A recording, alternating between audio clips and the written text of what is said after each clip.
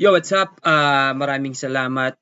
Good morning po sa inyong lahat. Magandang hapon, magandang gabi sa anong panig kayo ng mundo naroon. Ito naman po tayo. Mag-share po tayo ng isang komentaryo galing kay Showbiz Fanatic. Ito po, simulan natin to.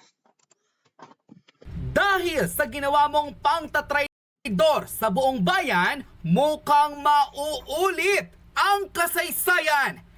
Isang nakakapangilabot na video online ang talagang nagbigay buhay sa mga natutulog na damdamin ng maraming Pilipino matapos magsagawa ng malawakang protesta ang maraming Davaoenyo para manawagang ibalik sa bansa ang dating Pangulo. Ito ang makapanindig balahibong video na umabot na sa mahigit sa 8.7 million views in just 8 hours nang isagawa sa araw ng Davao ang kanilang protesta para manawagang sa pamahalaang ibalik si Pangulong Rodrigo Duterte sa Pilipinas.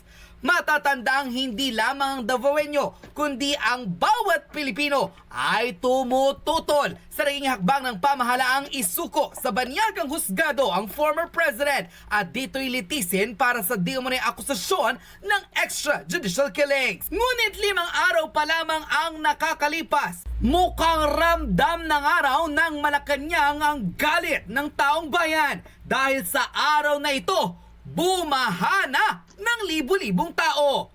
Ito ay hindi fake news kundi actual video footage ng mga residente ng Davao City kung saan bumanyera na sa lansangan para kalampagin ang pamahalaan, lalo na ang Pangulo ng bansa na si President Bongbong Marcos Jr. na tila isa sa mga naging pasimuno sa pagpapaaresto kay former President Rodrigo Duterte. Sukdulan ng araw ang galit ng maraming mga Pinoy kung saan hindi makapaniwala na sa kabila ng tulong at kagandahang loob ng pamilya Duterte, ito lamang raw pala ang gaganti ng presidente.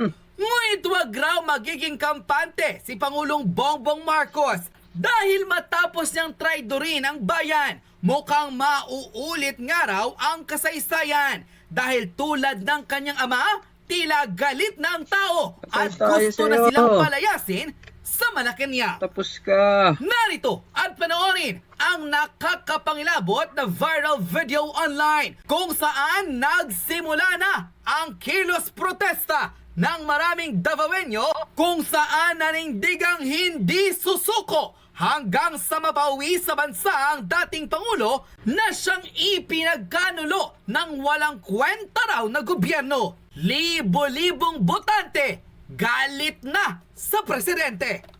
Narito't panoorin ang full video.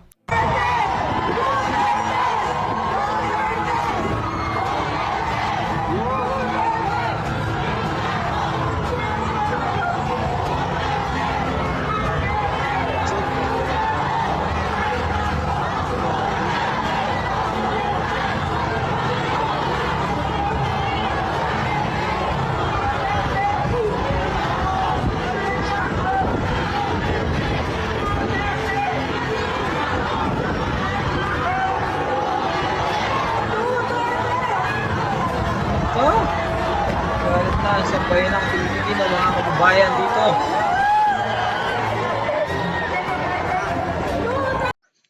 Ito po ba, marami po akong nababasa na ito na po ba ang martial law.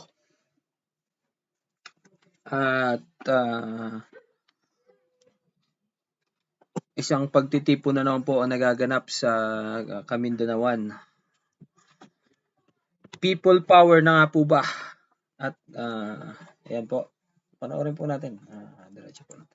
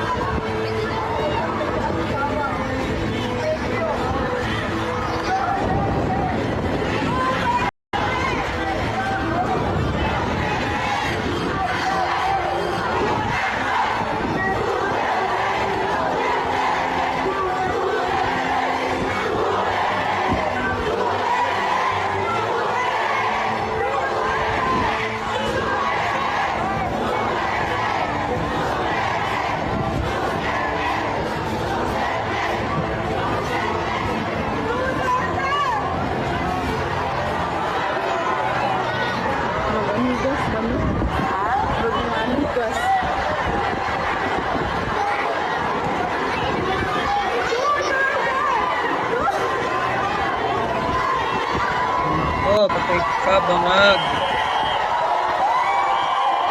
Tapos, yun.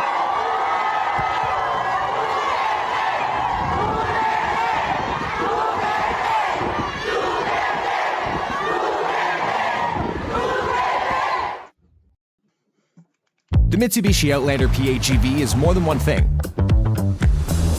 Like you. Skip ko na mga ads. Thank you.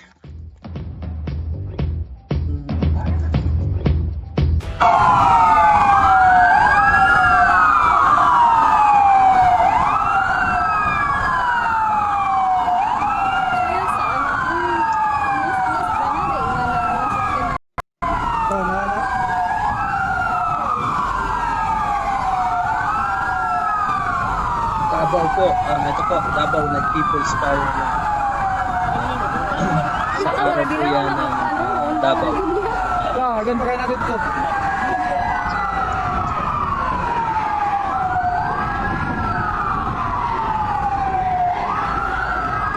Nagpakita na po sila ng suporta kaugnay ng pagpapuhuli sa dating Kala presidente sa politika ng Davao. ay sufi.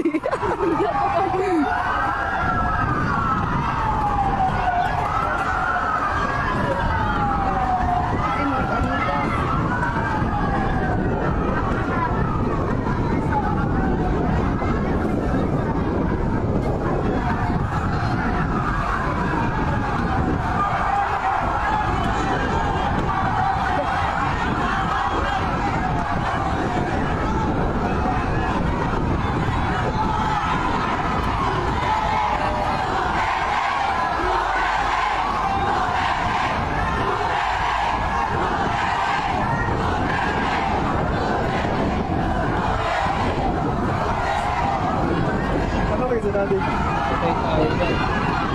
Patay tayo dyan.